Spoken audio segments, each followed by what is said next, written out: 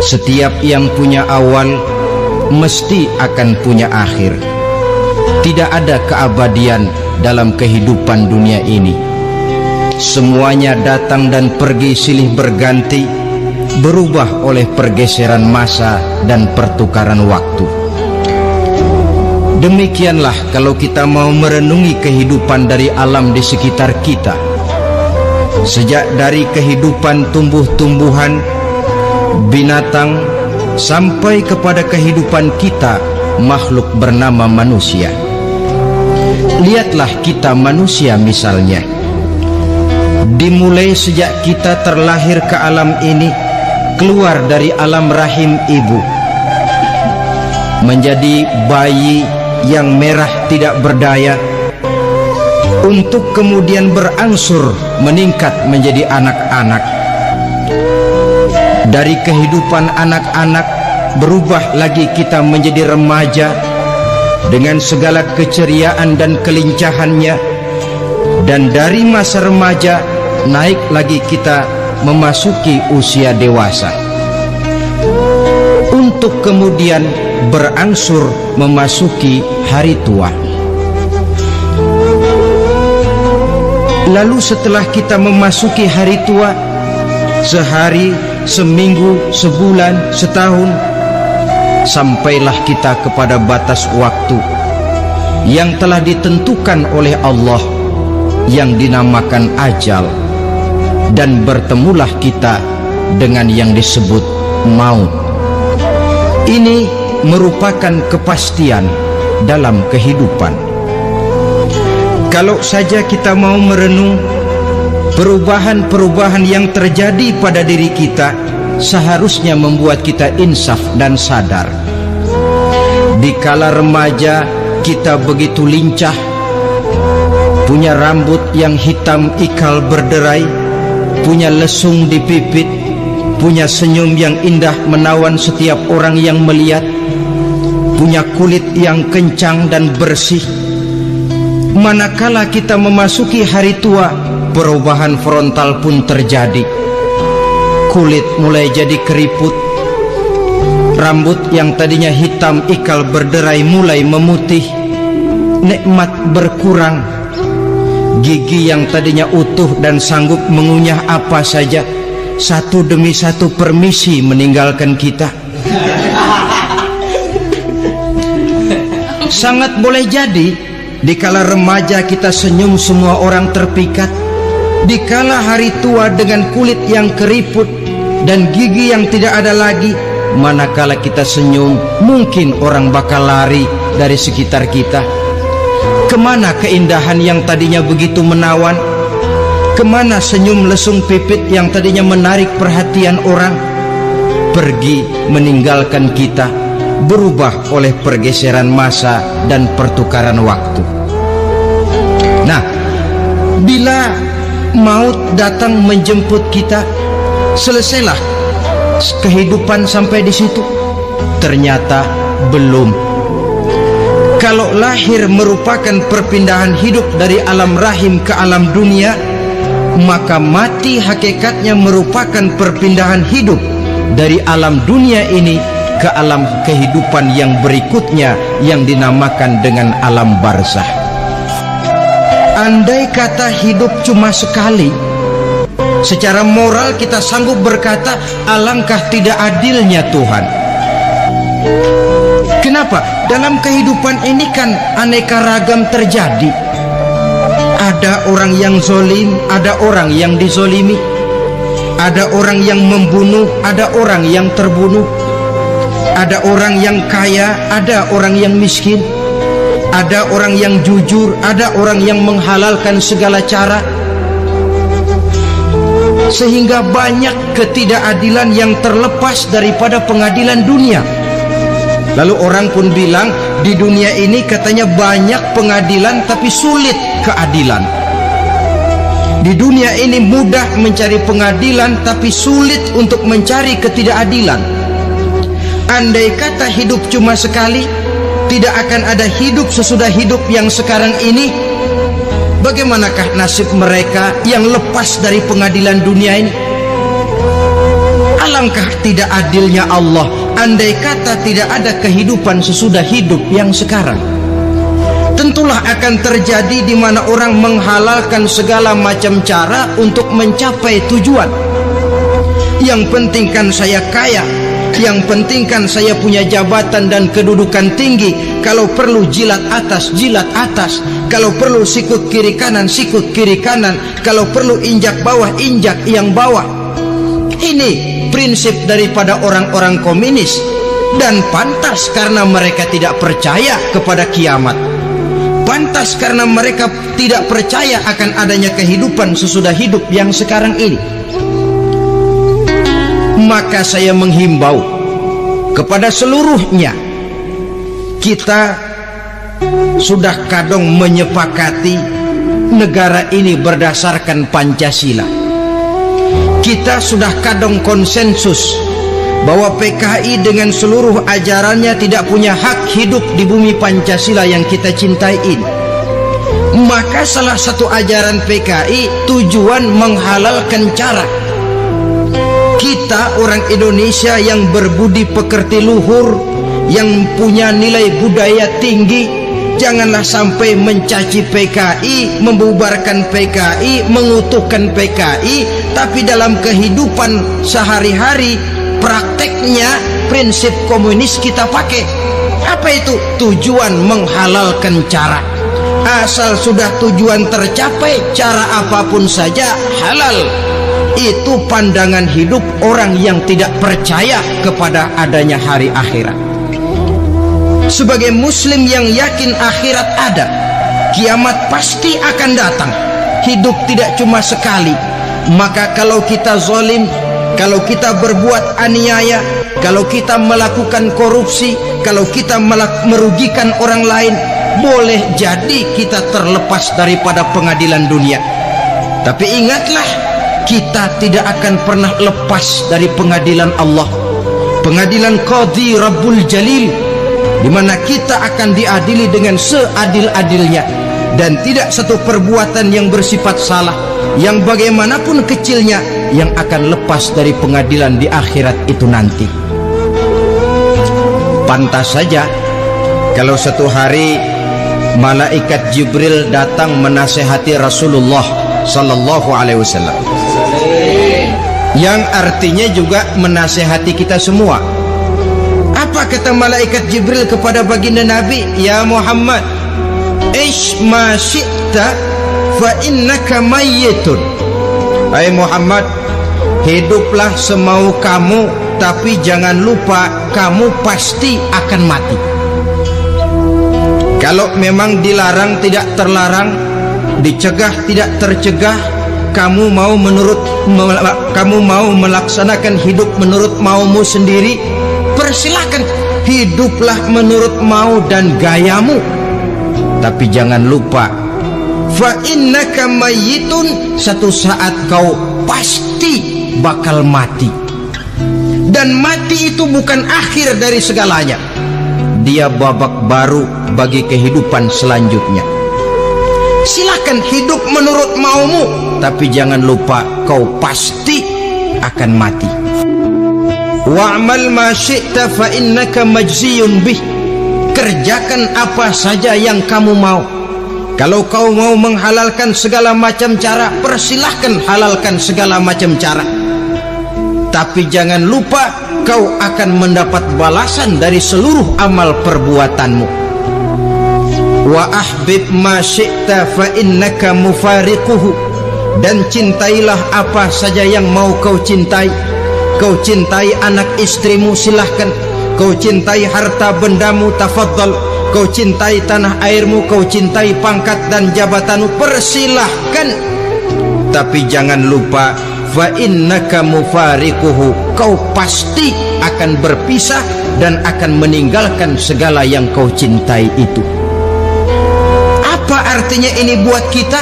Ternyata sesudah maut datang menjemput kita, ada kehidupan sesudah hidup yang sekarang ini. Ini yang mendorong kita untuk dalam kehidupan di dunia ini tidak melakukan prinsip saenake dhewe, semaunya sendiri saja. asal perut kenyang, asal pangkat tinggi, asal harta dapat.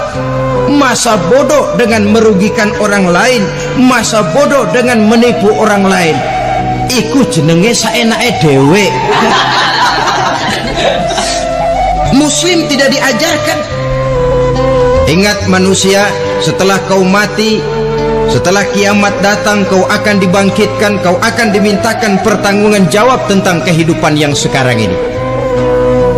Saudara hadirin, oleh sebab itu kalau kita bicara soal kiamat, soal akhirat, ini memang masalah yang gaib, yang sepenuhnya tidak bisa dicernakan dengan kemampuan penalaran intelektual.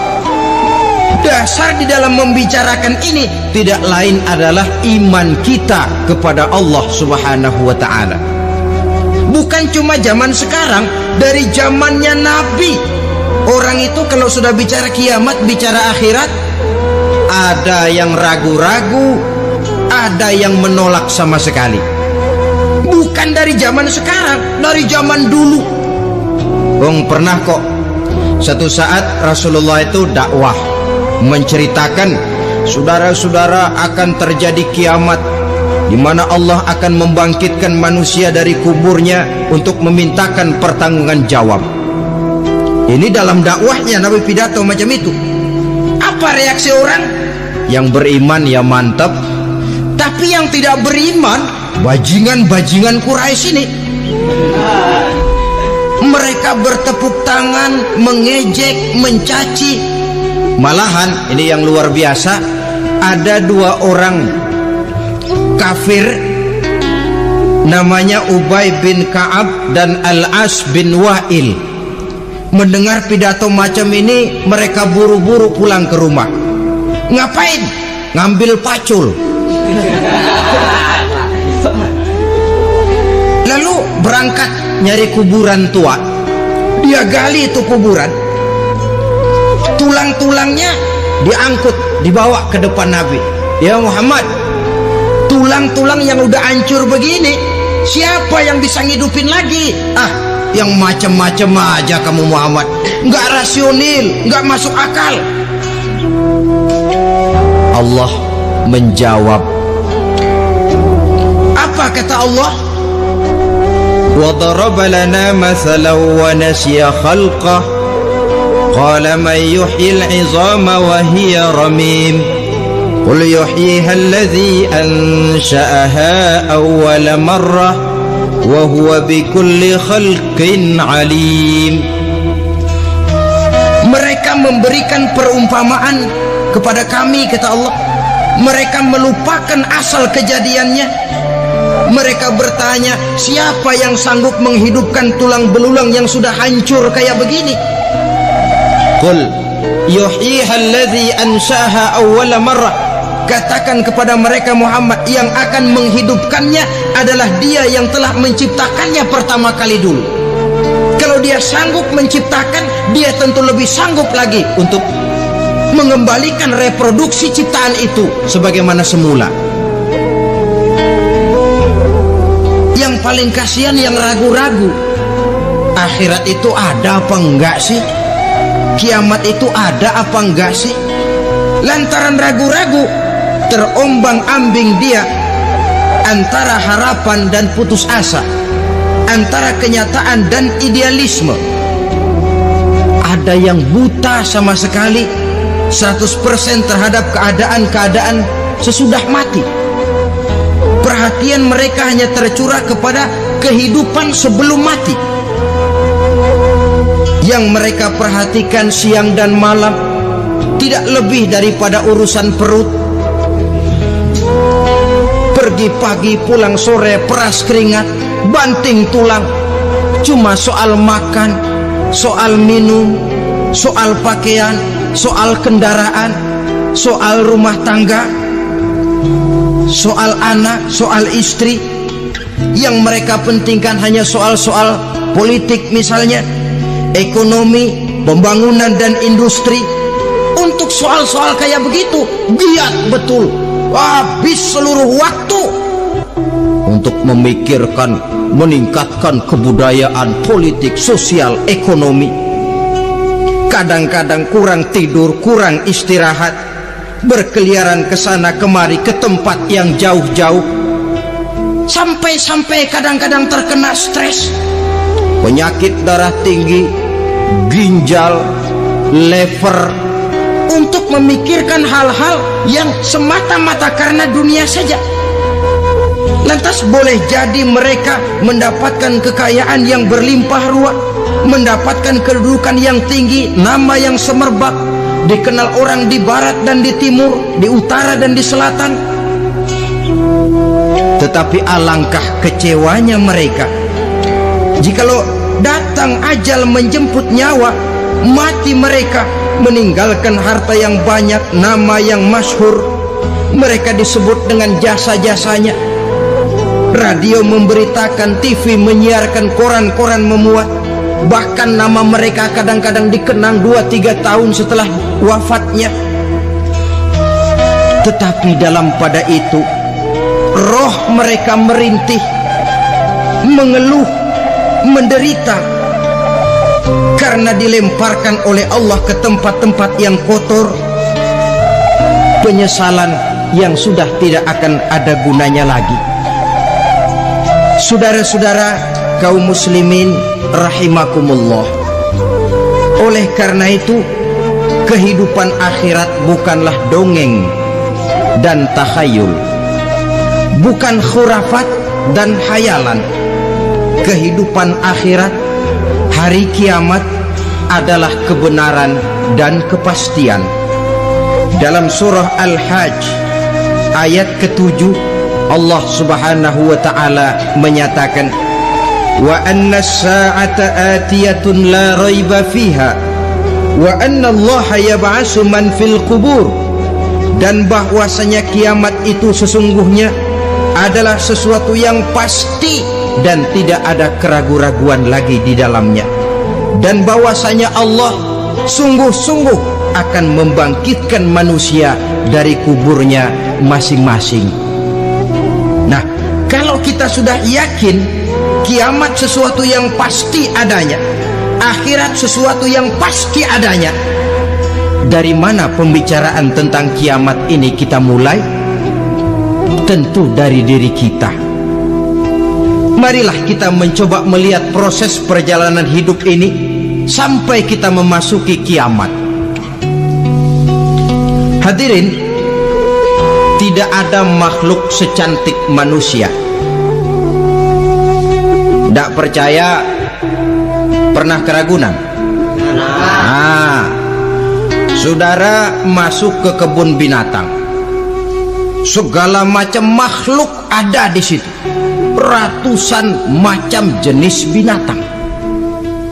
Bandingkan dengan saudara, kira-kira cakep mana?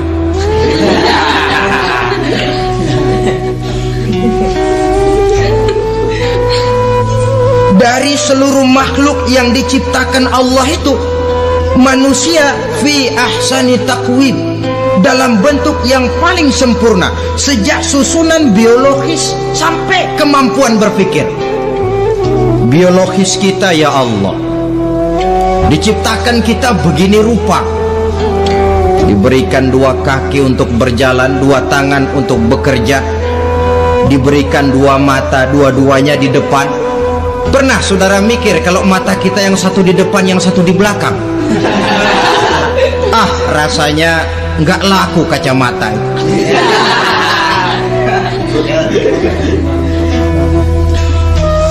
Diberikan hidung dengan 2 lubang, tahu betul Allah ke bawah lagi lubangnya. Coba pikir kalau lubang hidung kita menghadap ke atas. Aduh, kalau musim hujan repot jagain hidung. Laqad khalaqnal insana fi ahsani taqwim. Sungguh telah kami ciptakan manusia dalam bentuk kejadian yang paling sempurna ketimbang makhluk-makhluk Allah lainnya. Masya Allah, sangat luar biasa kajian yang sudah disampaikan oleh guru kita. Sahabat beriman yang dirahmati Allah, tetaplah di channel ini karena kajian ini belum selesai dan masih banyak lagi hal-hal menarik yang akan disampaikan oleh beliau. Mari kita lanjutkan kembali. Selamat mendengarkan. kesempurnaan manusia ini oleh karena hidupnya terdiri dari dua unsur pokok. Pertama unsur jasmani dan kedua unsur rohani, jasad dan roh. Jasad yang terlihat sekarang ini, potongan saudara yang ngejedok di depan saya ini jasad saudara. Ini yang berasal dari sari mepati makanan yang dimakan oleh bapak ibu kita. Lalu hasil kerjasama yang baik antara ibu dengan bapak, terwujudlah kita. Kalimat langsungnya jasad ini berasal dari tanah yang tadi berubah dari bayi, remaja, dewasa, meningkat hari tua. Yang berubah itu jasmani kita. Kenapa? Karena jasmani itu materi, benda, daya tahannya terbatas. Dia berubah oleh pergeseran masa dan pertukaran waktu. Apa ada orang makin tua makin cakep? Jasmani oleh karena dia materi, dia berubah oleh pergeseran masa dan pertukaran waktu.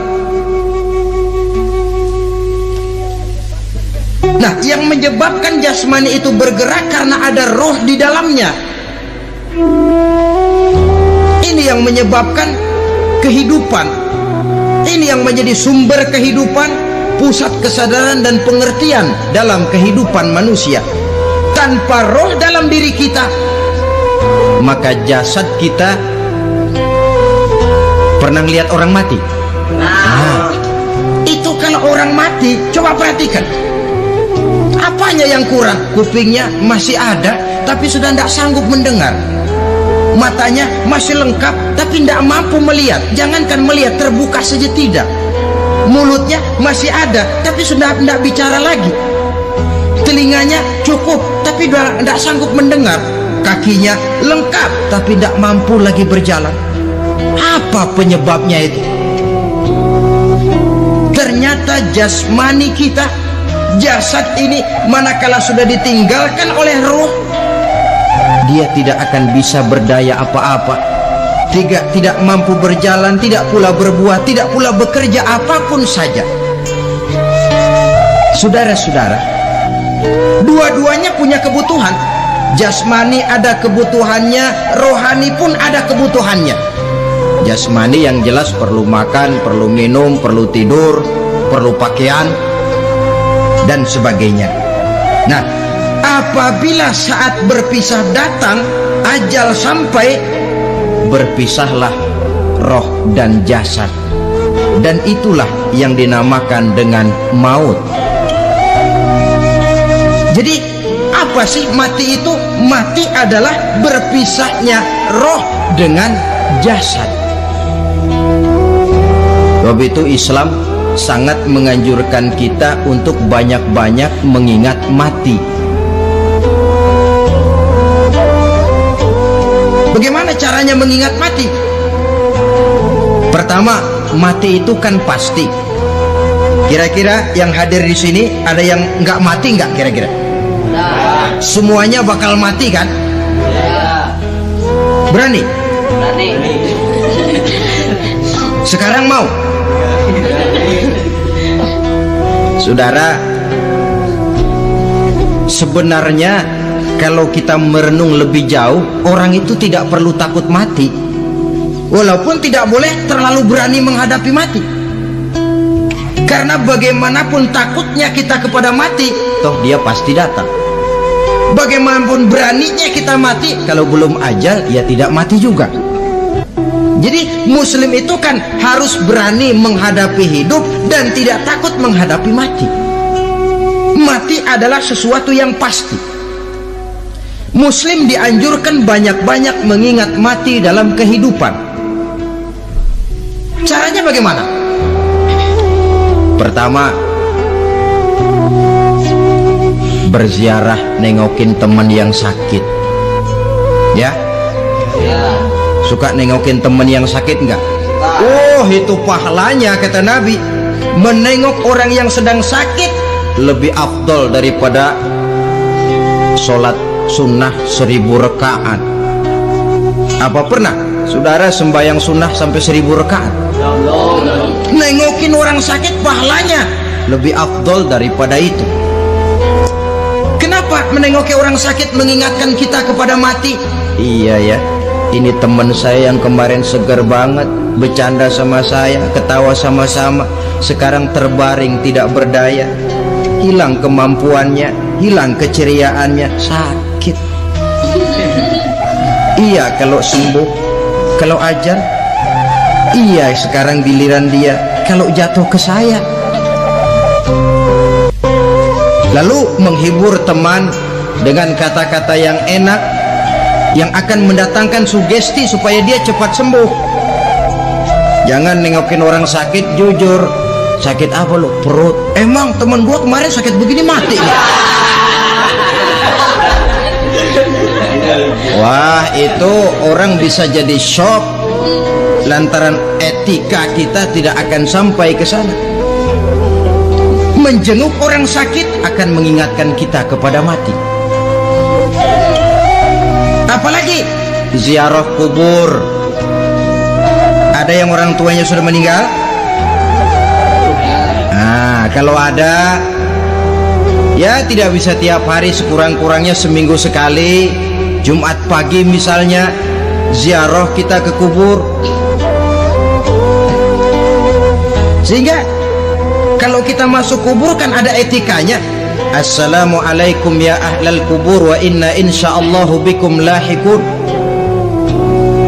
Hai penduduk kubur, keselamatan bagi kamu dan kami yang masih hidup sekarang ini insyaallah pasti bakal nyusul kamu. Iya, yang kemarin gagah benar sekarang terbaring tanpa daya. Ini unggukan kuburannya. Yang kemarin ada sekarang sudah tidak ada. Kemana dia? Kami satu saat pasti akan begini. Ingat mati. Lalu apalagi yang bisa membuat kita ingat kepada mati?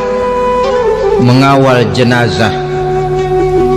Bukankah sangat dianjurkan oleh agama? Bahkan kalau bisa sejak mengurusnya, memandikannya, mengkafankannya, menyolatkannya untuk kemudian mengantarnya ke kubur. Hari ini saya antar dia ke kubur, besok boleh jadi saya yang diantar orang. Hari ini saya solatkan dia, besok boleh jadi saya yang disolatkan orang. Hari ini saya masukkan dia ke liang lahat, besok mungkin giliran saya dimasukkan orang ke liang lahat. Ingat mati, tumbuh kesadaran. Lalu daya positifnya dalam kehidupan apa? Nah, saudara-saudara hadirin, orang yang mengingat mati bukan lantas menjadi lemah dalam kehidupan, menjadi putus asa, sedikit semangat, terbentur kesulitan, mudah frustasi. Bukan itu tujuannya kita diperintah mengingat mati. Jelasnya Islam menganjurkan kita untuk saatnya kiamat. Nah, saudara-saudara, apa tanda-tanda hari kiamat? Kapan dia akan datang? Bagaimana hal ihwal manusia pada saat terjadi kiamat? Bagaimana alam ini? Bagaimana perhitungan di padang mahsyar? Insya Allah akan saya ungkapkan pada bagian kedua dari ceramah ini. Insya Allah kita akan lanjutkan pembicaraan ini sampai kepada terminal paling akhir, surga dan neraka. Inilah saja pertemuan kita pada kesempatan kali ini. Terima kasih banyak atas segala perhatian. Mohon maaf atas segala kekurangan. Wabillahi taufiq wal hidayah. Wassalamualaikum warahmatullahi wabarakatuh. Waalaikumsalam warahmatullahi wabarakatuh. Alhamdulillahirrabbilalamin. Demikianlah kajian penuh ilmu, hikmah dan manfaat yang sudah kita dengarkan bersama dari guru kita. Semoga kajian yang beliau sampaikan kepada kita semua menjadi ilmu yang bermanfaat dalam kehidupan kita sehari-hari. Amin ya rabbal alamin. Buat sahabat semua yang sudah setia menyimak kajian ini sampai selesai, doa dan harapan saya semoga sahabat semua selalu diberikan kesehatan, dimudahkan segala urusannya, dan dilancarkan rezekinya. Demikian yang dapat saya bagikan, kurang lebihnya mohon maaf. Sampai bertemu lagi di kajian berikutnya. Wabillahi taufiq wal hidayah, waridha wal inayah. Wassalamualaikum warahmatullahi wabarakatuh. Setelah kita mendengarkan bersama kajian yang sangat luar biasa dari guru kita, sekarang mari kita lanjutkan aktivitas kita masing-masing. Semoga tausiah atau kajian yang beliau sampaikan kepada kita semua menjadi ilmu yang bermanfaat dalam kehidupan kita sehari-hari.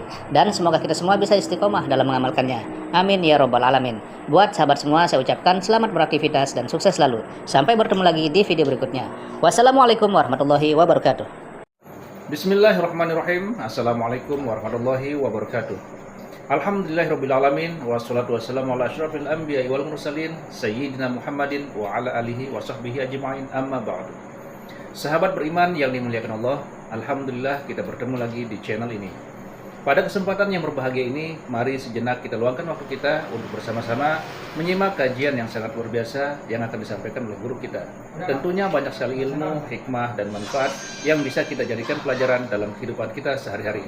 Penasaran siapa beliau? Mari kita simak bersama. Selamat mendengarkan. Bapak-bapak, ibu-ibu, saudara-saudara kaum muslimin rahimakumullah. Sudah menjadi keyakinan dalam kehidupan kita bahwa segala yang ada permulaannya tentu akan ada penghabisannya. Setiap yang punya awal mesti akan punya akhir. Tidak ada keabadian dalam kehidupan dunia ini. Semuanya datang dan pergi silih berganti, berubah oleh pergeseran masa dan pertukaran waktu. Demikianlah kalau kita mau merenungi kehidupan dari alam di sekitar kita. Sejak dari kehidupan tumbuh-tumbuhan, binatang, sampai kepada kehidupan kita, makhluk bernama manusia. Lihatlah kita manusia misalnya. Dimulai sejak kita terlahir ke alam ini, keluar dari alam rahim ibu, menjadi bayi yang merah tidak berdaya, untuk kemudian berangsur meningkat menjadi anak-anak.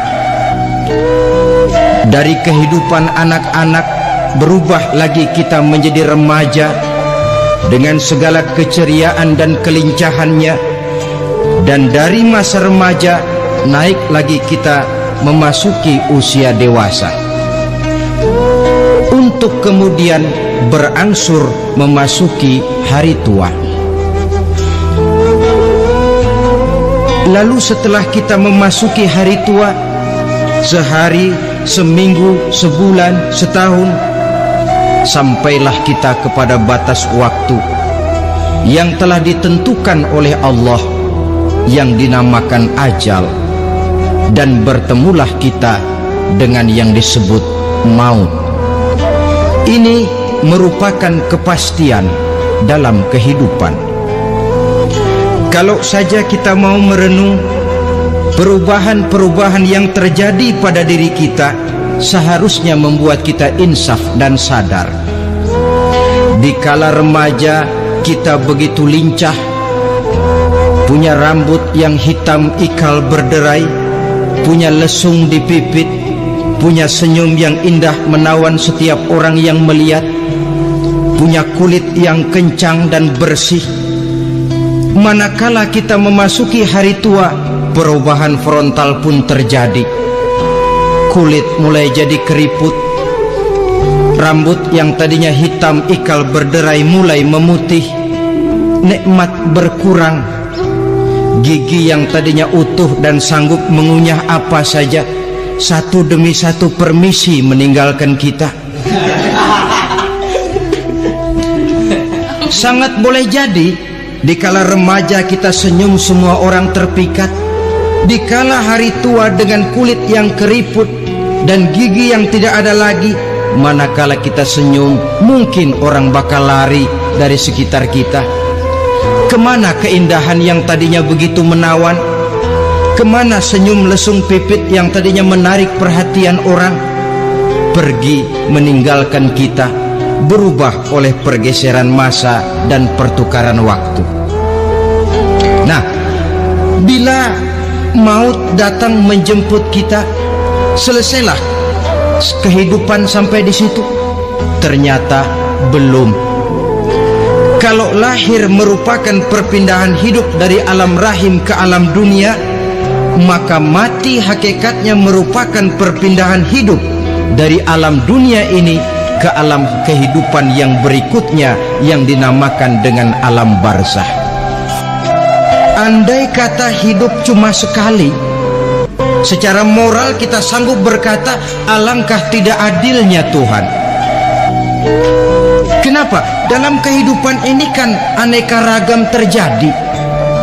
Ada orang yang zolim, ada orang yang dizolimi, ada orang yang membunuh, ada orang yang terbunuh, ada orang yang kaya, ada orang yang miskin, ada orang yang jujur, ada orang yang menghalalkan segala cara. Sehingga banyak ketidakadilan yang terlepas daripada pengadilan dunia. Lalu orang pun bilang, di dunia ini katanya banyak pengadilan tapi sulit keadilan. Di dunia ini mudah mencari pengadilan tapi sulit untuk mencari ketidakadilan. Andai kata hidup cuma sekali, tidak akan ada hidup sesudah hidup yang sekarang ini. Bagaimanakah nasib mereka yang lepas dari pengadilan dunia ini? Alangkah tidak adilnya Allah andai kata tidak ada kehidupan sesudah hidup yang sekarang. Tentulah akan terjadi di mana orang menghalalkan segala macam cara untuk mencapai tujuan. Yang penting kan saya kaya, yang penting kan saya punya jabatan dan kedudukan tinggi. Kalau perlu jilat atas, jilat atas. Kalau perlu sikut kiri kanan, sikut kiri kanan. Kalau perlu injak bawah, injak yang bawah. Ini prinsip daripada orang-orang komunis, dan pantas karena mereka tidak percaya kepada kiamat. Pantas karena mereka tidak percaya akan adanya kehidupan sesudah hidup yang sekarang ini. Maka saya menghimbau kepada seluruhnya, kita sudah kadung menyepakati negara ini berdasarkan Pancasila. Kita sudah kadung konsensus bahwa PKI dengan seluruh ajarannya tidak punya hak hidup di bumi Pancasila yang kita cintai ini. Maka salah satu ajaran PKI tujuan menghalalkan cara.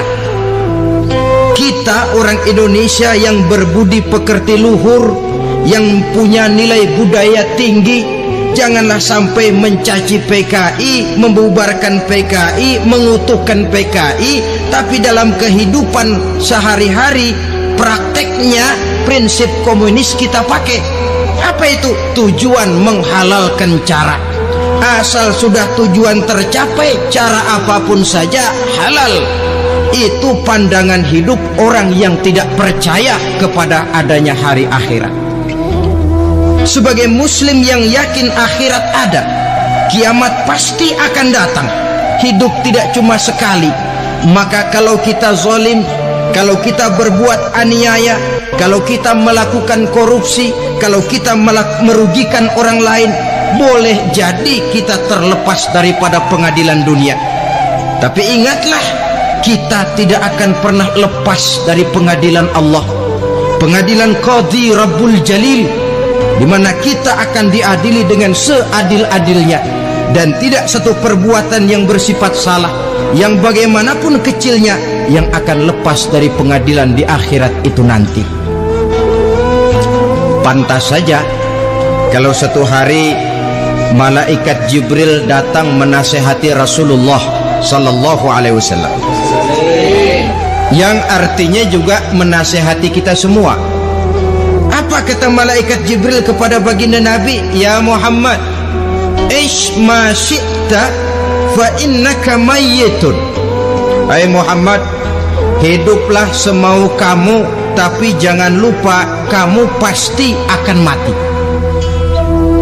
Kalau memang dilarang tidak terlarang, dicegah tidak tercegah, kamu mau melaksanakan hidup menurut maumu sendiri, persilakan, hiduplah menurut mau dan gayamu. Tapi jangan lupa, fa innaka mayyitun, satu saat kau pasti bakal mati. Dan mati itu bukan akhir dari segalanya.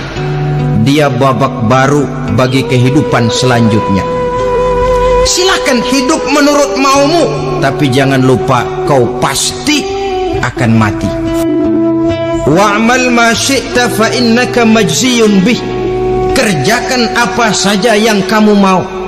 Kalau kau mau menghalalkan segala macam cara, persilahkan halalkan segala macam cara. Tapi jangan lupa kau akan mendapat balasan dari seluruh amal perbuatanmu.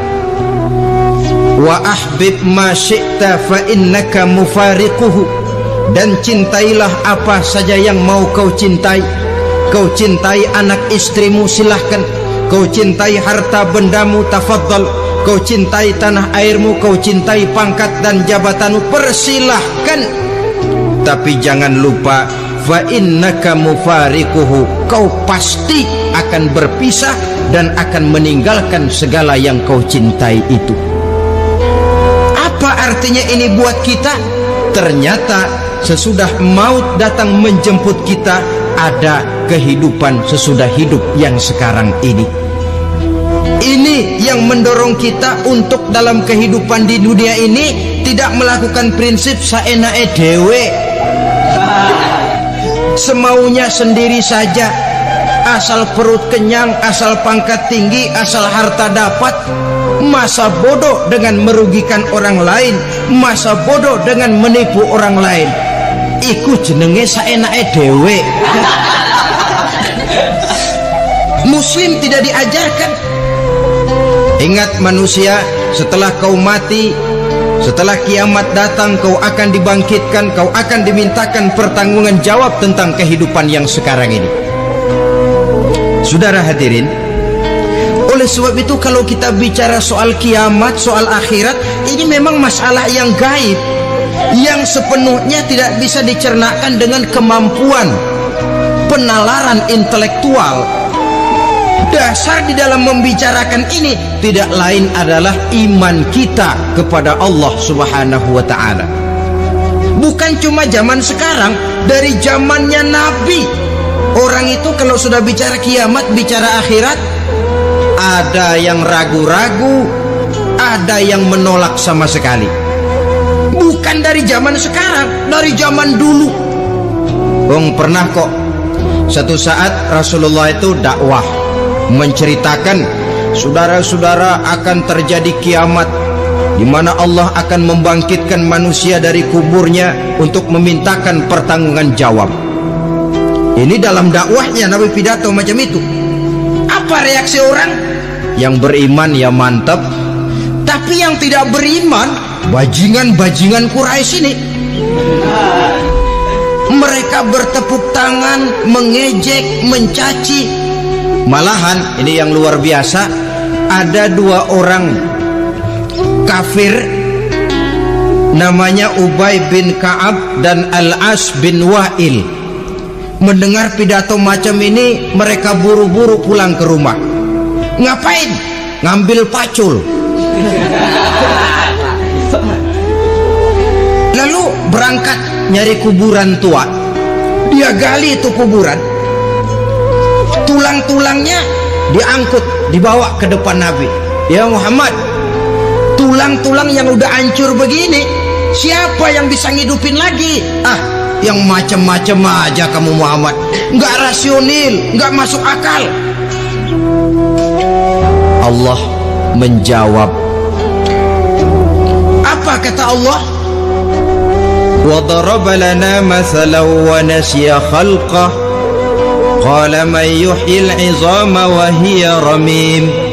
Qul yuhyiha alladhi ansha'aha awwala marrah wa huwa bikulli khalqin 'alim. Mereka memberikan perumpamaan kepada kami, kata Allah. Mereka melupakan asal kejadiannya. Mereka bertanya, siapa yang sanggup menghidupkan tulang belulang yang sudah hancur kayak begini? Qul yuhyiha alladhi ansha'aha awwala marrah. Katakan kepada mereka Muhammad, yang akan menghidupkannya adalah Dia yang telah menciptakannya pertama kali dulu.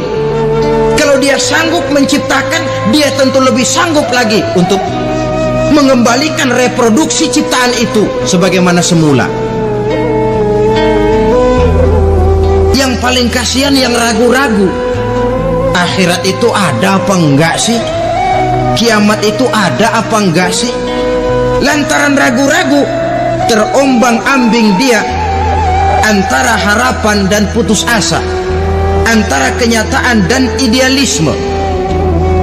Ada yang buta sama sekali 100% terhadap keadaan-keadaan sesudah mati.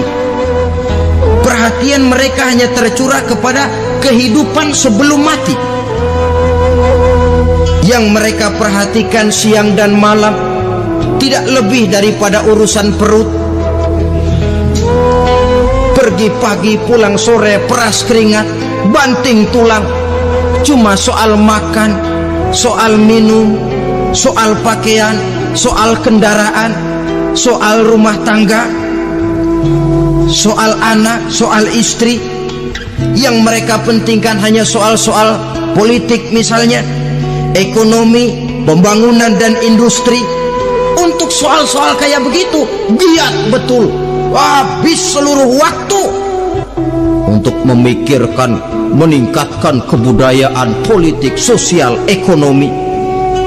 Kadang-kadang kurang tidur, kurang istirahat, berkeliaran ke sana kemari ke tempat yang jauh-jauh, sampai-sampai kadang-kadang terkena stres, penyakit darah tinggi, ginjal, lever, untuk memikirkan hal-hal yang semata-mata karena dunia saja.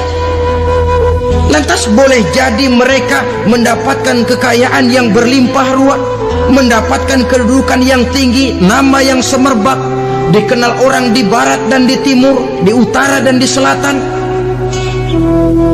Tetapi alangkah kecewanya mereka jikalau datang ajal menjemput nyawa, mati mereka, meninggalkan harta yang banyak, nama yang masyhur. Mereka disebut dengan jasa-jasanya. Radio memberitakan, TV menyiarkan, koran-koran memuat. Bahkan nama mereka kadang-kadang dikenang 2-3 tahun setelah wafatnya. Tetapi dalam pada itu, roh mereka merintih, mengeluh, menderita, karena dilemparkan oleh Allah ke tempat-tempat yang kotor, penyesalan yang sudah tidak akan ada gunanya lagi. Saudara-saudara kaum muslimin rahimakumullah, oleh karena itu kehidupan akhirat bukanlah dongeng dan takhayul, bukan khurafat dan khayalan. Kehidupan akhirat, hari kiamat adalah kebenaran dan kepastian. Dalam surah Al-Hajj ayat ke-7, Allah Subhanahu wa taala menyatakan, wa anna as-sa'ata atiyatun la raiba fiha wa anna Allah yab'atsu man fil qubur. Dan bahwasanya kiamat itu sesungguhnya adalah sesuatu yang pasti dan tidak ada keraguan-raguan lagi di dalamnya, dan bahwasanya Allah sungguh-sungguh akan membangkitkan manusia dari kuburnya masing-masing. Nah, kalau kita sudah yakin kiamat sesuatu yang pasti adanya, akhirat sesuatu yang pasti adanya, dari mana pembicaraan tentang kiamat ini kita mulai? Tentu dari diri kita. Marilah kita mencoba melihat proses perjalanan hidup ini sampai kita memasuki kiamat. Hadirin, tidak ada makhluk secantik manusia. Tidak percaya? Pernah keragunan? Nah, saudara masuk ke kebun binatang, segala macam makhluk ada di situ, ratusan macam jenis binatang. Bandingkan dengan saudara, kira-kira cakep mana?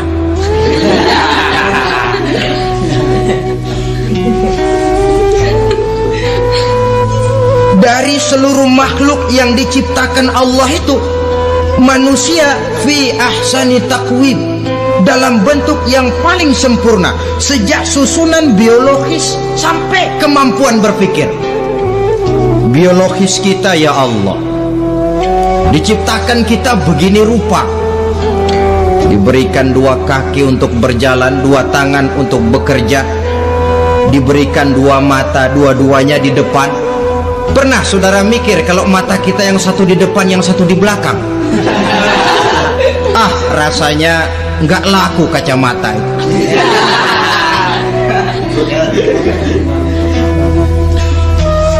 Diberikan hidung dengan 2 lubang, tahu betul Allah ke bawah lagi lubangnya. Coba pikir kalau lubang hidung kita menghadap ke atas. Aduh, kalau musim hujan repot jagain hidung. Laqad khalaqnal insana fi ahsani taqwim. Sungguh telah kami ciptakan manusia dalam bentuk kejadian yang paling sempurna ketimbang makhluk-makhluk Allah lainnya. Masya Allah, sangat luar biasa kajian yang sudah disampaikan oleh guru kita. Sahabat beriman yang dirahmati Allah, tetaplah di channel ini karena kajian ini belum selesai dan masih banyak lagi hal-hal menarik yang akan disampaikan oleh beliau. Mari kita lanjutkan kembali. Selamat mendengarkan. Nah, kesempurnaan manusia ini oleh karena hidupnya terdiri dari 2 unsur pokok. Pertama unsur jasmani dan kedua unsur rohani, jasad dan roh. Jasad yang terlihat sekarang ini, potongan saudara yang ngejedok di depan saya ini jasad saudara. Ini yang berasal dari sari mepati makanan yang dimakan oleh bapak ibu kita. Lalu hasil kerjasama yang baik antara ibu dengan bapak, terwujudlah kita. Kalimat langsungnya, jasad ini berasal dari tanah yang tadi berubah dari bayi, remaja, dewasa, meningkat hari tua. Yang berubah itu jasmani kita. Kenapa? Karena jasmani itu materi, benda, daya tahannya terbatas. Dia berubah oleh pergeseran masa dan pertukaran waktu. Apa ada orang makin tua makin cakep? Jasmani oleh karena dia materi, dia berubah oleh pergeseran masa dan pertukaran waktu. Nah, yang menyebabkan jasmani itu bergerak karena ada roh di dalamnya. Ini yang menyebabkan kehidupan. Ini yang menjadi sumber kehidupan, pusat kesadaran dan pengertian dalam kehidupan manusia. Tanpa roh dalam diri kita, maka jasad kita. Pernah lihat orang mati? Nah, itu kalau orang mati, coba perhatikan. Apanya yang kurang? Kupingnya masih ada, tapi sudah tidak sanggup mendengar. Matanya masih lengkap, tapi tidak mampu melihat. Jangankan melihat, terbuka saja tidak. Mulutnya masih ada, tapi sudah tidak bicara lagi. Telinganya cukup, tapi sudah tidak sanggup mendengar. Kakinya lengkap, tapi tidak mampu lagi berjalan. Apa penyebabnya itu? Ternyata jasmani kita, jasad ini, manakala sudah ditinggalkan oleh roh, dia tidak akan bisa berdaya apa-apa, tidak mampu berjalan, tidak pula berbuat, tidak pula bekerja apapun saja. Saudara-saudara, dua-duanya punya kebutuhan. Jasmani ada kebutuhannya, rohani pun ada kebutuhannya. Jasmani yang jelas perlu makan, perlu minum, perlu tidur, perlu pakaian dan sebagainya. Nah, apabila saat berpisah datang, ajal sampai, berpisahlah roh dan jasad, dan itulah yang dinamakan dengan maut. Jadi apa sih mati itu? Mati adalah berpisahnya roh dengan jasad.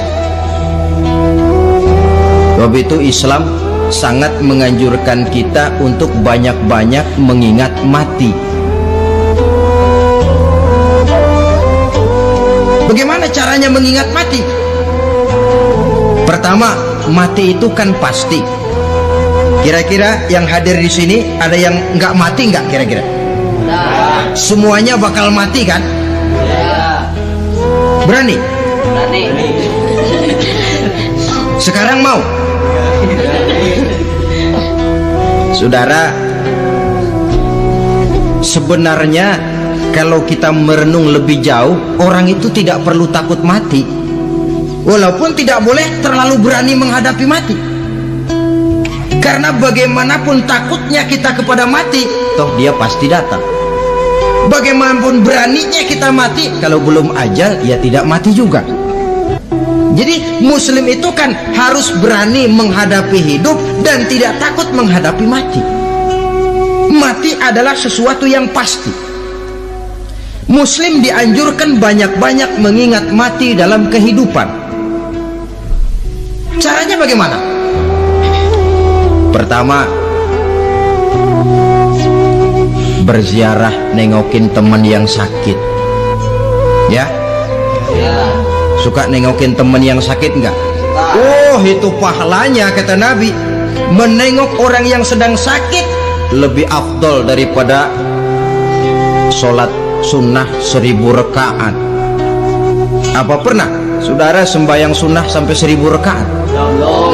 Nengokin orang sakit pahalanya lebih afdol daripada itu. Kenapa menengoki orang sakit mengingatkan kita kepada mati? Iya ya, ini teman saya yang kemarin segar banget, bercanda sama saya, ketawa sama-sama, sekarang terbaring tidak berdaya, hilang kemampuannya, hilang keceriaannya, sakit. Iya kalau sembuh, kalau ajal, iya sekarang giliran dia, kalau jatuh ke saya. Lalu menghibur teman dengan kata-kata yang enak, yang akan mendatangkan sugesti supaya dia cepat sembuh. Jangan nengokin orang sakit, jujur, sakit apa lo? Perut. Emang teman gua kemarin sakit begini mati. Wah, itu orang bisa jadi shock lantaran etika kita tidak akan sampai ke sana. Menjenguk orang sakit akan mengingatkan kita kepada mati. Apalagi ziarah kubur. Ada yang orang tuanya sudah meninggal? Nah, kalau ada, ya tidak bisa tiap hari, sekurang-kurangnya seminggu sekali. Jumat pagi misalnya ziarah kita ke kubur. Sehingga kalau kita masuk kubur kan ada etikanya. Assalamualaikum ya ahlal kubur wa inna insyaallahu bikum lahikun. Hai penduduk kubur, keselamatan bagi kamu dan kami yang masih hidup sekarang ini insyaallah pasti bakal nyusul kamu. Iya, yang kemarin gagah benar sekarang terbaring tanpa daya. Ini unggukan kuburannya. Yang kemarin ada sekarang sudah tidak ada. Kemana dia? Kami satu saat pasti akan begini. Ingat mati.